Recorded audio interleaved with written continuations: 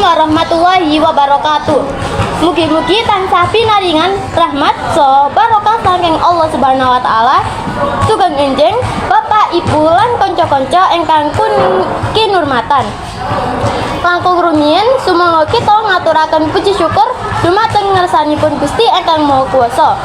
Amarga kanthi rahmat saha hidayanipun kita saged makumpul wonten ing mriki ing wekdal dinten wiyosan Sira umur 17. Sadaranipun adicara dipun wiwiti keparenga kula maos jadwal acara dinten punika. Kaping kawula pambuka. Kaping keloro ndedonga bebarengan. Kaping ketelu salam saking wakil keluarga. Kaping papat kaping kue ulang tahun. Kaping 5 hiburan lan hospitality. Mugi-mugi adicara ing dinten menika lancar, kebak kabingahan lan dados kenangan kangge kita sedaya. Sumangga adicara menika kita wiwiti kanthi ndonga sesarengan supados adicara menika saged keberkahan lan lancar. Pandonga miturut saben kepercayaan diwiwiti. Matur nuwun, salajengipun kawula ngajak Ira ngaturake pidato. Assalamualaikum warahmatullahi wabarakatuh.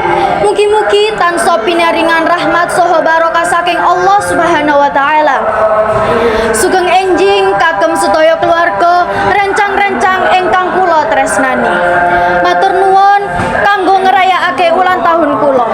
Iki minangka momen khusus sing luwih migunani amarga anane sampean. Ekang rumiyin sumangga kula dherekaken ngaturaken puji syukur dumateng ngersanipun Gusti ingkang Maha Agung ingkang sampun paring kaanugrahan umur saha kerasaan dumateng kula ngantos dumugi sumenika. Muga-muga besok kula bisa dadi pribadi sing luwih apik lan dewasa. Kula ugi ngaturaken agunging panuwun dumateng Bapak Ibu saha keluarga ingkang tansah paring panyengkuwung. Ugi dumateng rencang-rencang saha rencang-rencang sedaya ingkang boten kesupen paring panjurung saha kebahagiaan. Tanpa sampean kabeh perjalanan iki mesti ora seindah saiki.